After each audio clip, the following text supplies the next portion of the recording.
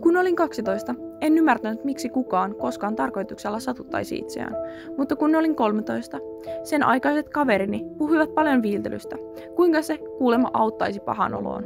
Tuumasin heille, että tuohan on ihan tyhmää, ei itseä pidä satuttaa.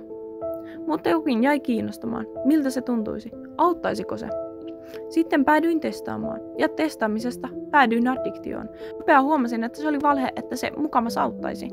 Se vain pahentaisi oloa. Siitä tuli tapani. Jouduin alkaa piilotella, keksiä tekosyitä ja valehdella. Piti peittää itseäni, ettei kukaan vain tietäisi. Siis yhdestä kerrasta päädyin pitkään kamppailemaan viiltelyn kanssa. Joskus halusin kovasti lopettaa, mutta en tuntunut siinä onnistuvan. Joskus minua ei edes kiinnostanut yrittää olla ilman.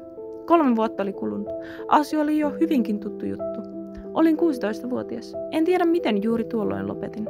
Olin vaikeasti masentunut ja huonoimmassa kunnossa, missä olen koskaan ollut. En enää edes jaksanut viilellä. Ja aikaa kului ja vointini parani. En silti alkanut taas viiltelemään. Tahdoin nimittäin uida kesällä. Niinkin pieni juttu. Sain minut pysymään kuivilla. Ja kun kesä oli loppu ja syksy tuli, en halunnut voida huonommin.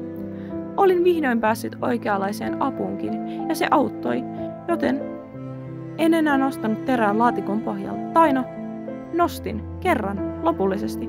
Teippasin sen umpeen ja heitin roskiin. Olen nyt ollut 2 vuotta kuivilla. Vapaana vihdoin, 18-vuotias.